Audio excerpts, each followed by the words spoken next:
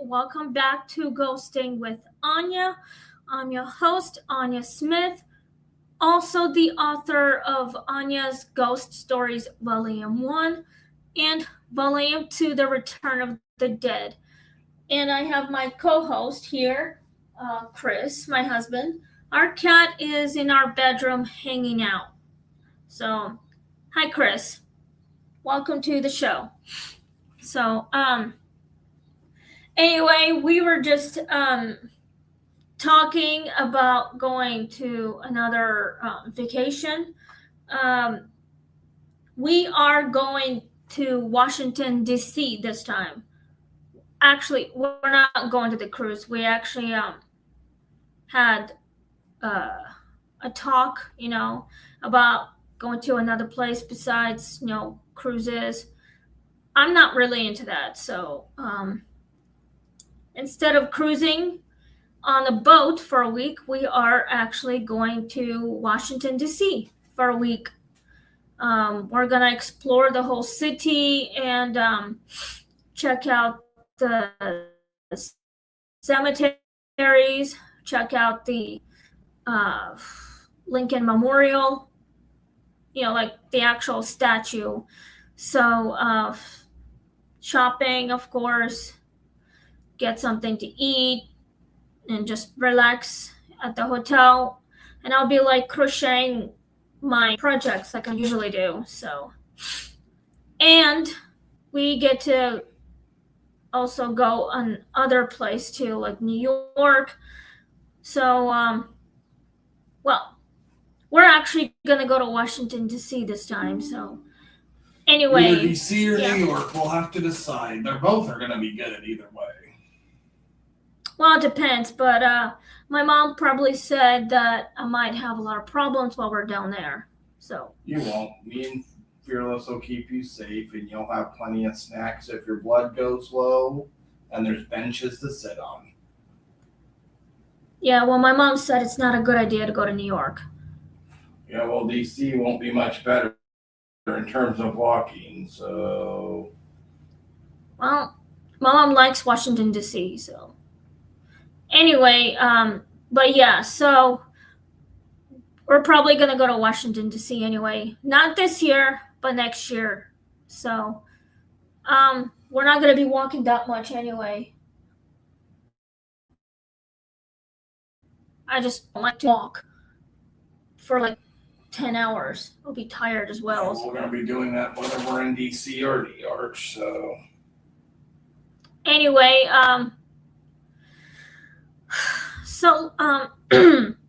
we've got a new story for you guys. It's called The Last Table in the Bookstore Cafe. Something to do with the bookstores and cafes, which is like, I don't know, a spirit haunting the place. I'm thinking, like the bookstore cafe thing, like a cafe with a bookstore inside. So it's like a cafe for drinks and food and a bookstore shop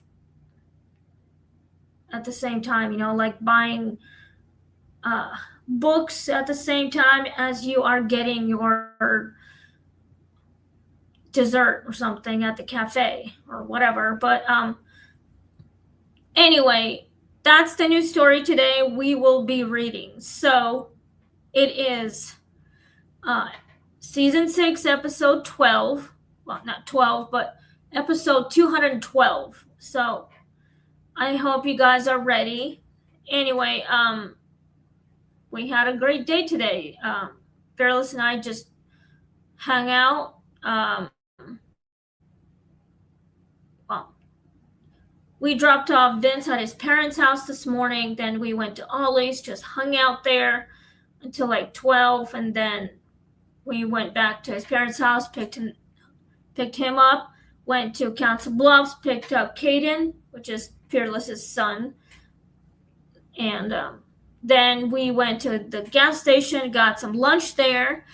I bought corn dogs and some Twix with a large drink, so it cost me like $14 actually.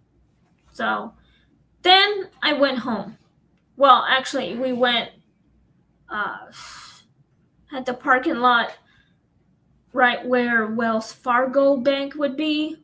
We ran into Tony, who's a friend of ours, who helped us clean out the entire bookstore. So, but yeah. Anyway, then I went home. So it's all good, but Well, we went to the laundry mat, and Fearless had to do some laundry stuff and hang out there for almost an hour, but then I went home. So I'm here at home. I was relaxing.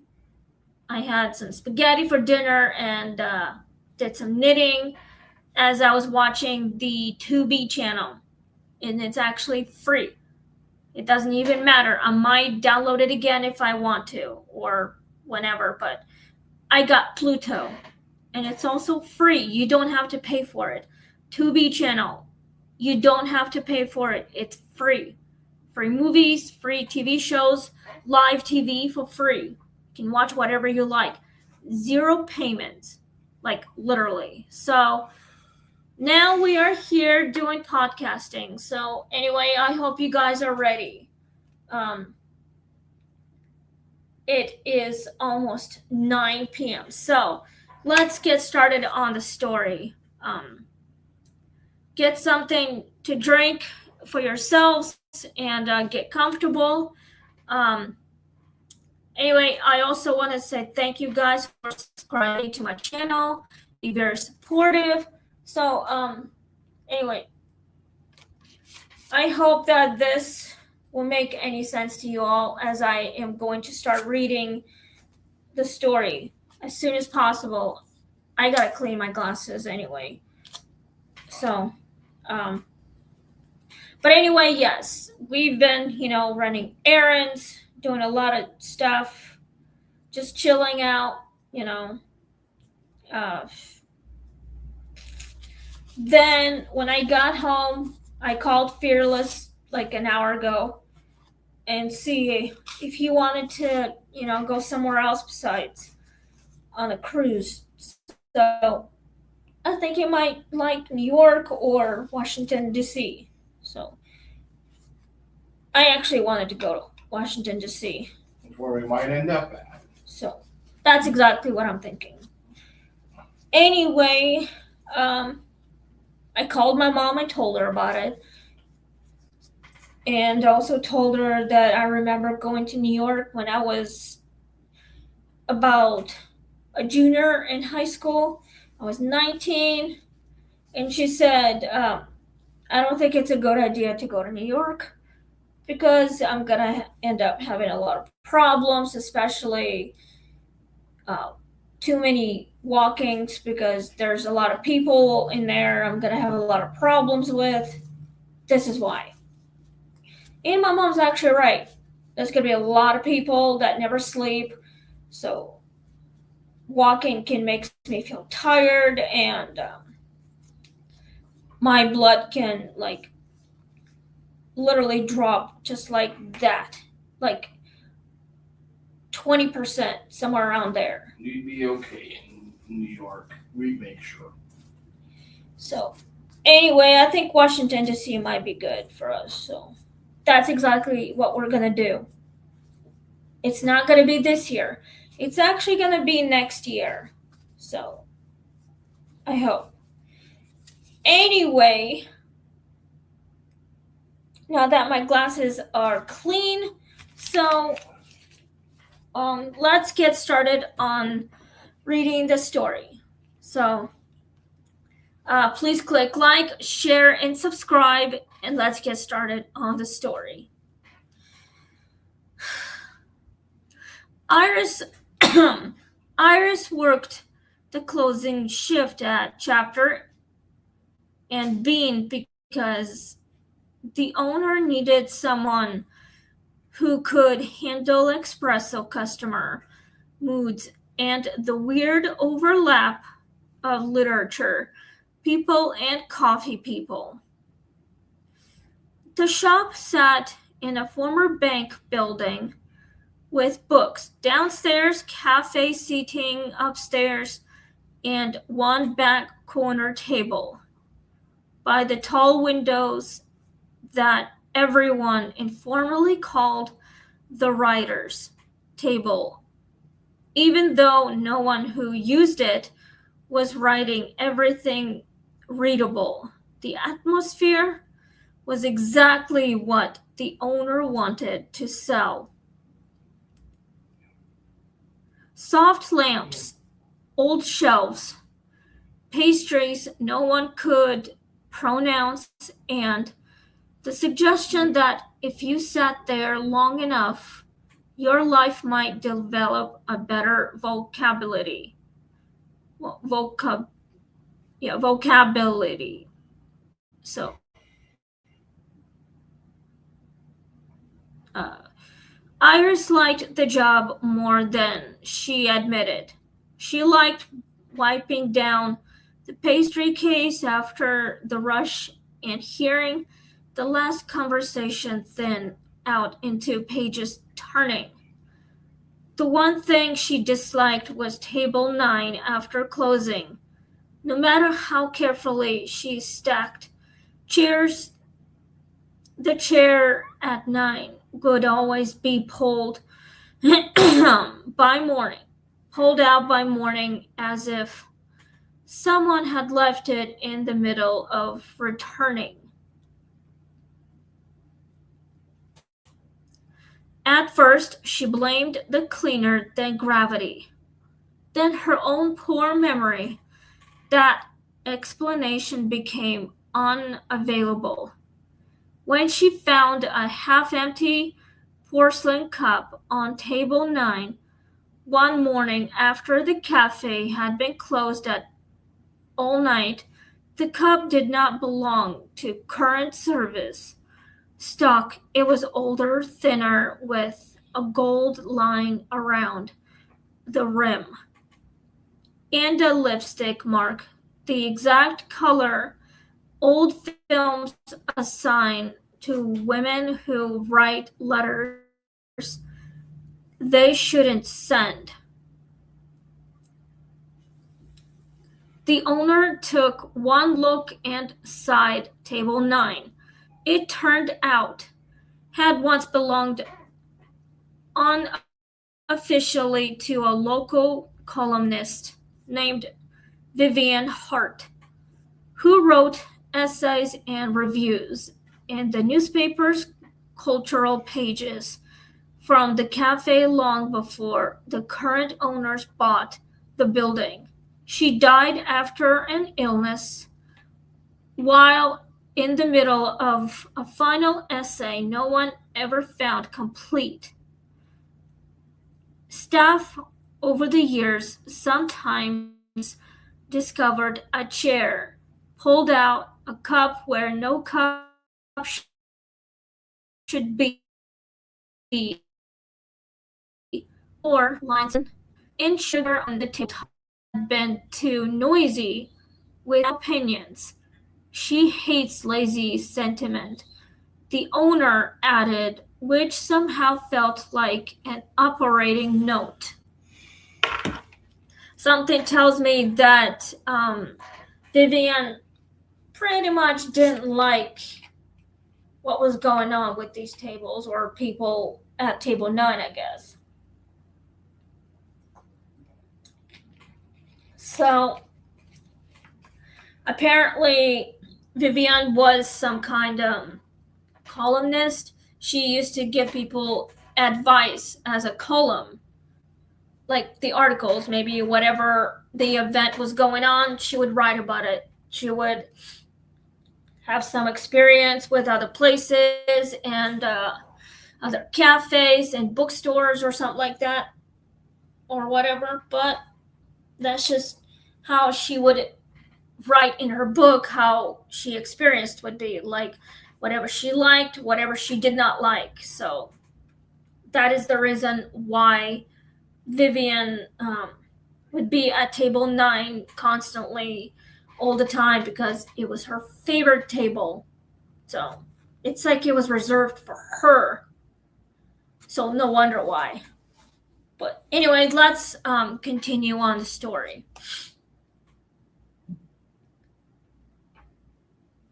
Iris didn't believe in literary hauntings because she had met too many living writers to assign romance where plain ego would do. Yet Table 9 developed an agenda. If she wiped it down and left a badly written chalkboard, quote, nearby, she'd come back to find the quote erased and the chair pulled out if a customer spent 2 hours declaring they were working on a novel while actually just posing over a blank notebook. The espresso machine would sputter, and the milk wand fail exactly while they were trying to look enigmatic. Once, after Iris muttered to the open mic poetry night had become intolerably self-pitying, she found a napkin folded on table 9 with one sentence in fountain pen script: pain is not depth if it cannot observe itself. She read it twice, hated how true it sounded, and tucked it into her apron. The first sighting came on a rainy Thursday when everyone had left except Iris, and the dishwasher upper floor cafe was empty, lights dimmed to close. She climbed the stairs carrying the last tub of mugs and stopped halfway up because someone was sitting at table 9. A woman in a fitted coat leaned over a notebook with one elbow on the table, cup near her hand, pen moving in short, exact strokes. She looked real, enough to provoke immediate customer service irritation. Sorry, we're closed, Iris called. The woman raised one finger without looking up, the universal signal for one more sentence. Then she lifted her head and Iris saw her face clearly in the rain-dark window behind her rather than in the room itself. Sharp eyes pinned hair, lipstick, and exhaustion arranged into wit. Everything meaningful is always being closed too early, the woman said when Iris reached the top stair. The chair stood empty, but the notebook page remained on the table bearing a single line. A cafe is where people rehearse who they are in public. That line, stupidly enough, changed the place for Iris.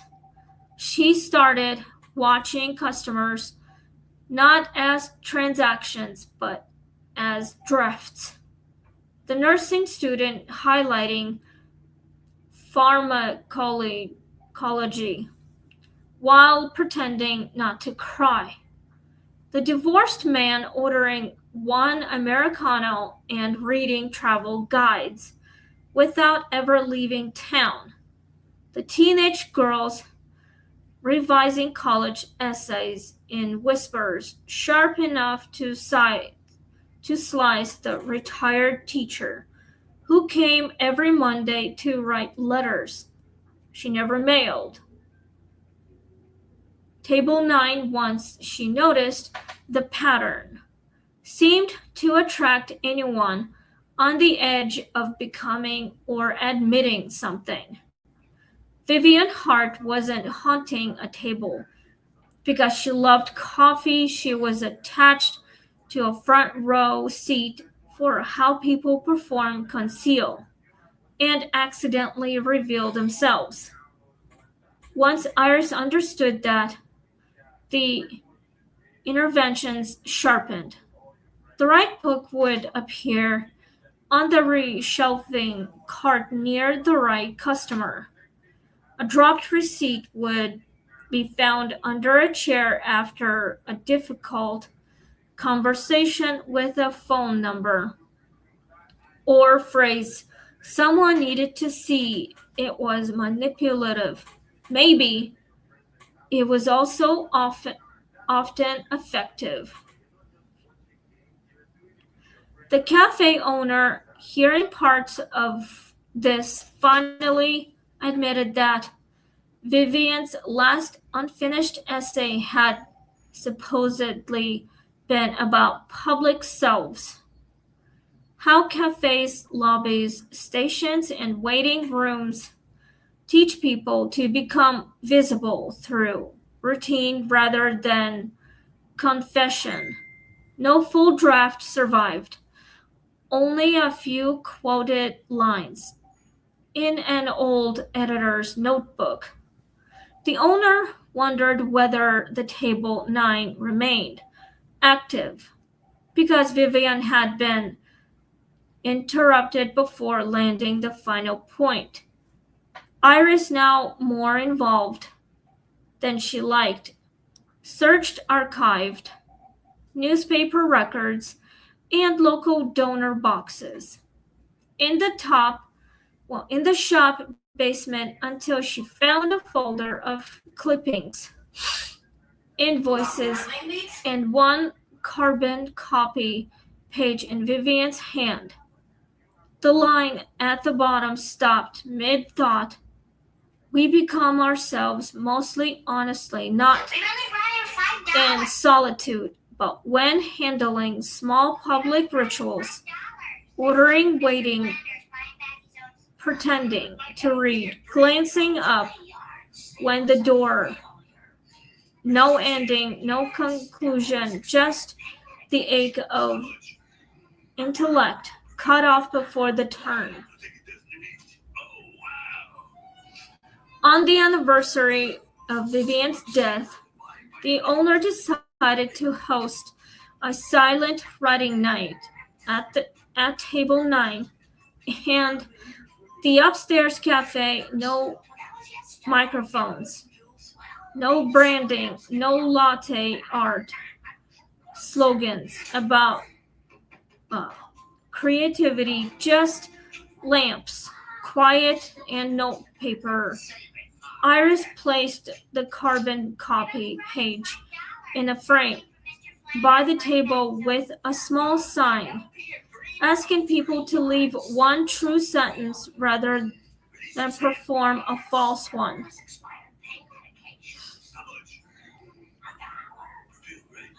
The event drew more people than expected. Some wrote letters, some wrote apologies. Some only sat at 9:40 while Iris cleared cups. She found table 9 occupied in the window reflection by Vivian, who was not writing this time, but reading what had been left there. Her expression held something like approval softened by fatigue when Iris brought the final bin downstairs.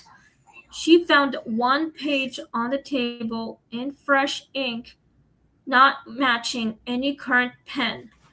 It read, "A room where strangers dare to become slightly more legible is never merely selling coffee." The sentence felt complete in a way the carbon copy never had. Table 9 still pulls its chair out. Some nights Iris doesn't push it back until clothes because she no longer thinks of it as disobedience, more like reservation. She became the cafe manager 2 years later and kept the framed sentence near the register where only staff could see it. Customers still posture, flirt, grieve, revise, and rehearse at the windows. The dead columnist, if she remains, no longer seems trapped in an unfinished essay. She seems simply unwilling to miss what public rooms reveal when people believe no one is reading carefully. Iris had come to think that is not haunting so much as criticism, extended beyond mortality, possibly the purest form of the vocation. That is so beautiful. I mean, the columnist was amazing. I mean, she loved doing that. Apparently, she was writing a book about whatever she liked to write about, poetry, whatever she's going through. I mean, she's a ghost, apparently. So, I mean, she is dead, but we don't know what killed her. Perhaps maybe she's been sick for a long time. Perhaps that she didn't tell anyone about it because she wanted to keep it to herself because she did not want anyone to know how bad her condition was. So that's why she never told anyone, perhaps. So, but she loved being a columnist. She loved giving people advice, I guess, and she loved reading. She loved drinking her coffee, stay late maybe, finishing her sentence or whatever. So that's why. It was her favorite place to be anyway. So that is the reason why she liked the bookstore cafe. So she liked her favorite table 9, where she had to finish what she was working on. It's like it was her life, apparently. So anyway, but no wonder why it's occupied by her. Her name was Vivian Hart, and she was a good columnist. Everyone loved her. Everyone loved her columns. She was famous and a legend, I guess, but people started to notice what was really happening to her. So anyway, now that the story is done, we are doing the questions. So I hope that this story made I don't know, pretty much got you very emotional, like made you cry, made you happier or sad or whatever it was. What did you guys think of the story? I loved the story. Did you guys think it was good? So I wasn't done with the question, right? Sorry, baby. It's fine. So anyway, let me know in the comments if you think this made any sense to you guys. I mean, Vivian Hart, the legend columnist job thing. So I hope that it made you very emotional. Did it remind you with other things that's been going on or whatever? Or did it like remind you with other columnists or other columns or advice, whatever? So we are going to move on with the questions now because we got 10 questions and also 10 answers. I will try my best to give you all that. My voice is kind of getting sore and kind of scratchy, so I gotta stay hydrated. So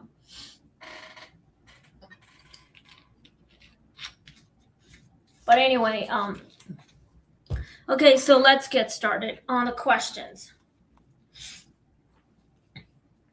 Would you keep closing alone after seeing Vivian at table 9. Yes. If I saw Vivian Hart at table 9, even if I was closing the shop for the rest of the night, I would actually do that. Yes, I would definitely see her and I would just let her be. I would not like ask her politely to leave or something. I would just let her be, let her do what she's got to do instead of like interrupting her writing or her reading or interrupting her enjoyment with the coffee. So I would just let her be, let her do what she's got to do. So I would politely wait until she was done. Then I would ask her. So that's what I would have done. But if I saw her, I would literally just, let her do what she's got to do. I mean, she was the best and everyone loved her.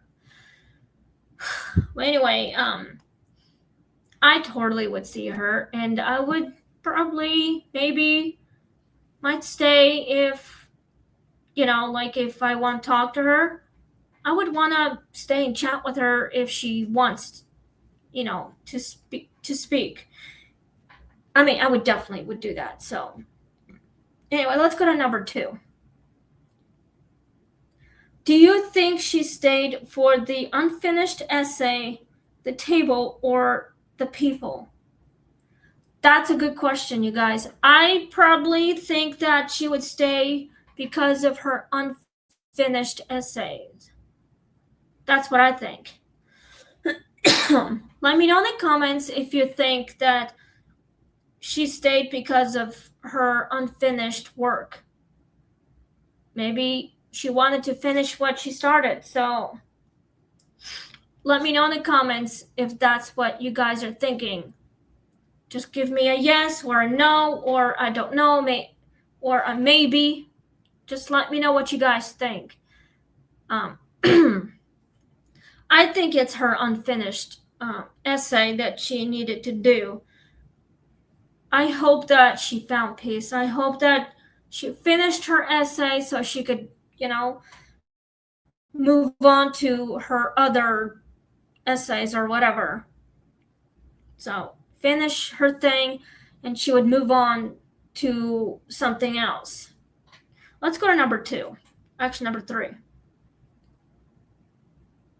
Why are bookstores and cafes such effective haunting settings? Well, that's a good one. I think it's kind of emotional and a history and a good vibes, good energy, and good memories about the place. So, I think Vivian loved that place so much she felt like it was her home. She felt like she was home. She felt happier there. It's like it's her final moments to relive all that. I mean, she had a good time in that place and she loved it. She loved the coffee. She loved working on her essays, like doing her job or something, or whatever. But she felt like that was her place, She felt like it was her entire world, her personal space, I guess. No wonder why it's effective. It's very emotional because she felt like she was home or something. That's what I think. So that's why it's such effective haunting. She wasn't trying to haunt the place, but she felt like it was her space, her place to do her job, and she actually felt happy and she felt like it was her own place. Well, happy place, I guess. That's why she loved it so much. All right, let's go to number 4.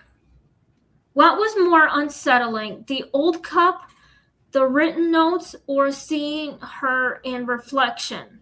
Seeing her in reflection. I think it's definitely seeing her reflection. It's not just the cup or the notes. It's obviously her spirit in the reflection. So, if I saw her anywhere at the store or at my own house, maybe in my own mirror, I would not be afraid. I would, stay calm, maybe let her finish what she was doing, whatever. Try to have a calm conversation, maybe ask her the right questions and get some answers. Maybe I can help her get the truth, maybe, or something, help her find peace, something like that. Ask her why she loved that cafe so much, what kept her in that place for so long. How could I help her be free or something? But I would definitely want to see her spirit anywhere. It's definitely her reflection. All right, guys, let's go to number 5. Okay, we have 5 questions left before I sign off. This video can be a little bit short today, so I got other shit going on. I was going to finish writing my novel, but didn't have time because we were running errands. So we had to pick up Caden, and we had to let Vince go visit his parents for a few hours. So that's why I never had time. I feel like somehow we never work on my book anymore. It's like Vince just doesn't want us to, I guess, or something, being delayed. I mean, I love writing my novels. I am a novelist, okay? I'm also a YouTuber. I do podcasting right here as I'm doing it now. If I want to write my book right now, I would definitely want to do it right now instead of wait for the last minute to watch Vince. Like, literally, I don't like watching him at all. I don't like babysitting him. I just don't like him, okay? He's literally just makes me mad. So, he does. This is why I would never babysit him, even at my own house. I would never let him stay at my house, not even for a few hours. So, this is why. But I really need to finish writing my novel. It feels like I'm being delayed, not be able to work because of Vince. So, anyway, let's go with number 5. So, was Iris right to lean into the haunting instead of ignoring it? Yes, she was right about getting involved with the hauntings. I mean, she usually hates that shit. She usually never believes in that shit. I guess Iris changed her mind. I had a guinea pig named Iris. She was named after the actual flower called iris. This is why. My guinea pig was so tiny and so adorable. She was so sweet. She loved playing with me. I loved playing with her. She loved me so much that she passed away from her condition. So she was, for me, she was just an infant. It's like she will always be a baby, even though she was only 4 years old, but still. She had a kidney infection she was born with. So I only had her for 6 months, and then just like that, passed away because she was not feeling well. Her kidney was shutting down. She was getting a lot worse. She was not eating, not drinking. So anyway, this is what killed her. So I was in a really dark place about 3 years ago. She's been dead about 3 years now. So Anyway, but yes, I still miss my guinea pig named Iris. So that was a beautiful name, and I like that name. But with this story, Iris does not like hauntings. I don't know why she hates ghosts, because she doesn't like experiencing that kind of problem. I don't know why. That's just how Iris is, probably. And she'll always be skeptical until she sees a lot of spirits, but she's just the way she is, I guess. I mean, this is actually relatable to the story. It actually is relatable to real life events that actually happened. But Iris was right. Yes, she did the right thing by getting involved with the dead. All right, let's go to number 6. What do you make of the line, a cafe is where people rehearse who they are in public? Maybe perhaps they like the place where they can feel more comfortable as themselves, perhaps, with, doing the school plays, maybe, because it felt like it was their place too. And they felt comfortable being there, especially with working with their homework, studying school plays, perhaps, that sort of thing. It was like a public place to rehearse because it was, maybe they were just doing the play there or like studying the play because no wonder why the kids wanted to. I guess they felt like it was their place to rehearse. It was their place to shine or whatever. I don't know how else to explain. Same question for you. What do you make of the line, a cafe is where people rehearse who they are in public? It's where a lot of people go to hang out, get food, and do all sorts of weird things. Talk to people, do some homework, or whatever, just be themselves. Yep, my grandparents' town actually has a cafe called the Junction Cafe. And what do they do there? Eat food, talk. Just relax, drink coffee, maybe? Yep.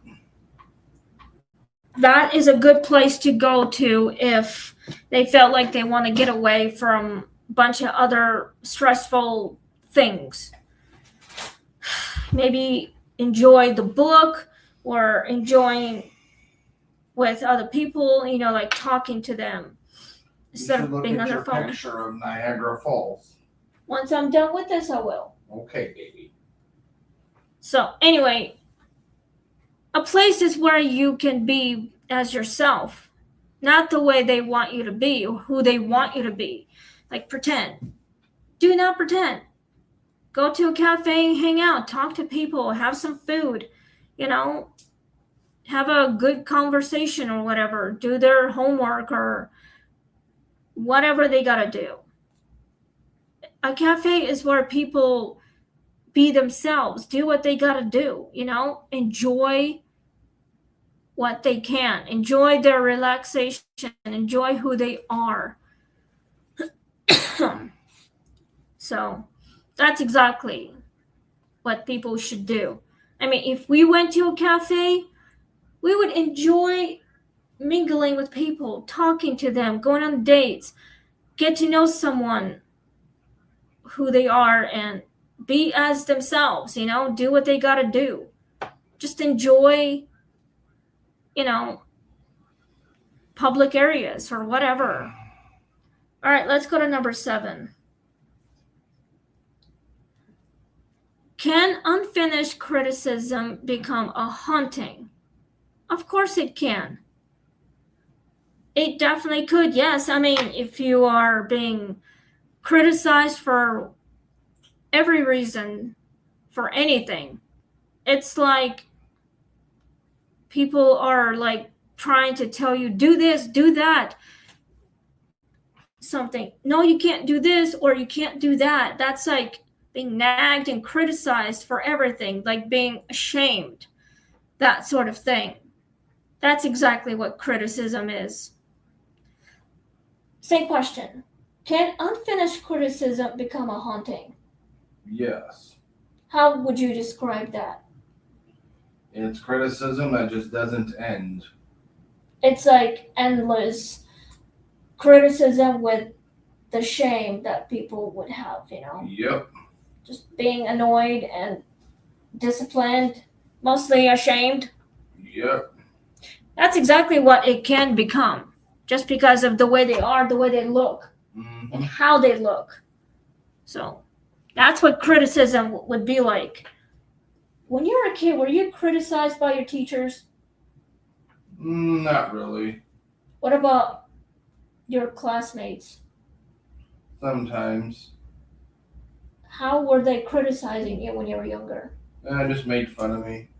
Yeah, I think that's exactly what criticism is. I mean, it happened to me. I was pretty much ashamed. Well, I wasn't ashamed of myself, but kids were bullying me as bullies or whatever. They were criticizing me, what I did probably.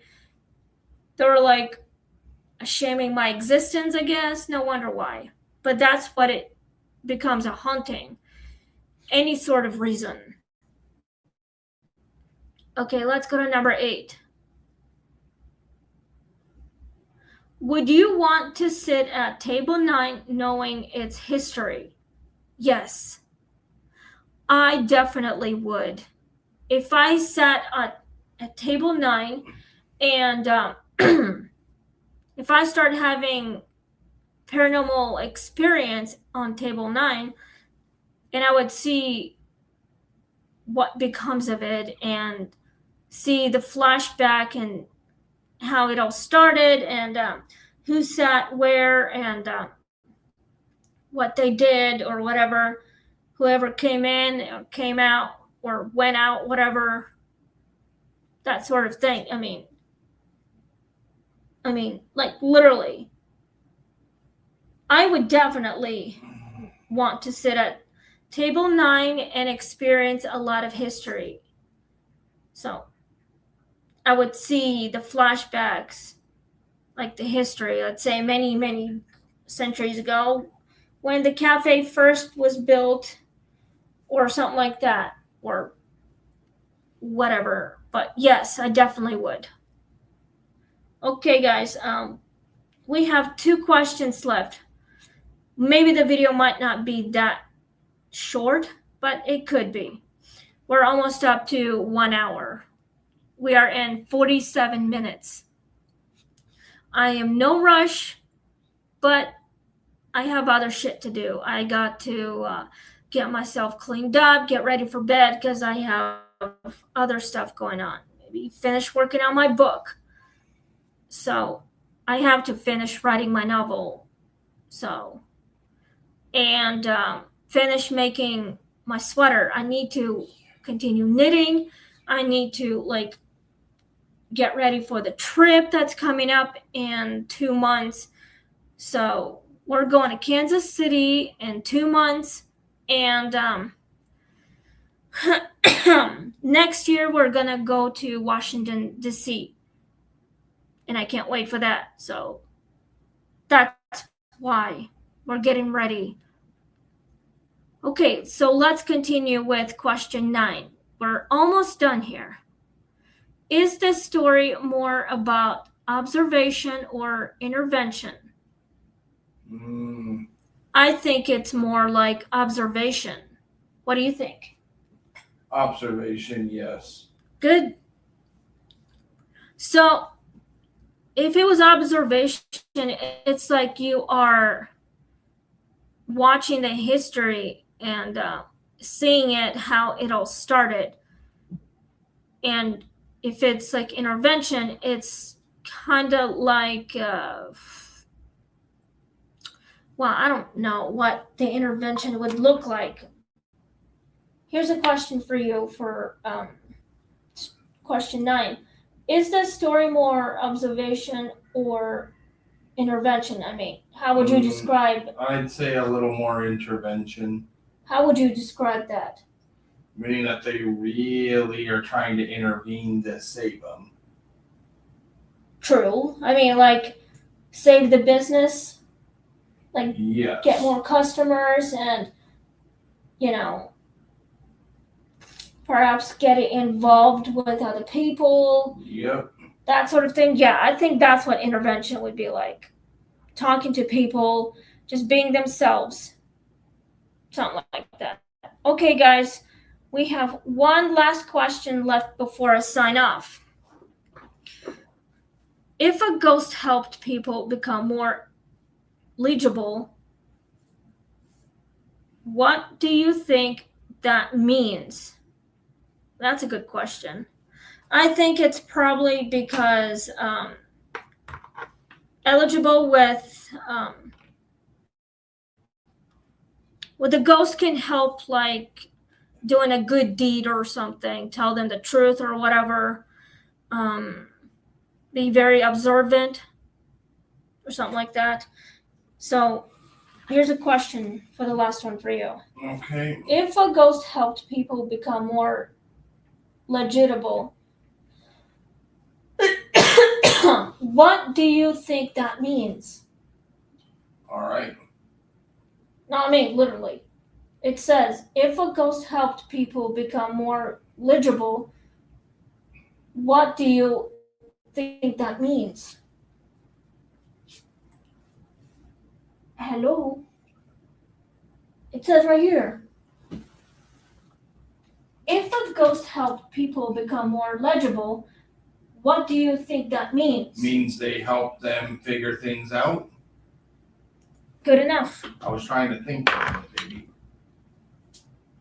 Yeah, but that never comes to you. That's why you turn to your games. Sorry. Anyway, I think it means that, well, that's all I could think of, I guess. I think that's what Chris was saying. So, just doing a good deed and, help other spirits move on with the afterlife. Just be more involved or something like that. That's what I would do. Okay, guys, we are out of time. My throat's getting more sore than ever because I'm talking too much. So, anyway, we have a new story for you guys tomorrow night. It is called The Caretaker in the Cemetery Office. So we are doing episode 213. Tomorrow night, 8:30 p.m. to 9 p.m. It is like 9:29. So I just want to say thank you guys for watching and listening. So have a wonderful night and stay safe. And I'll see you on my next episode of Ghosting with Anya, episode 213. The caretaker in the cemetery office. So have a wonderful night. Stay safe. Stay spooky and have fun. Good luck with the new stuff, or like good luck going back to school or whatever. So may God bless you all and see you on my next episode of Ghosting with Anya. Please click like, share, and subscribe. And get some rest, you guys. Bye. Bye.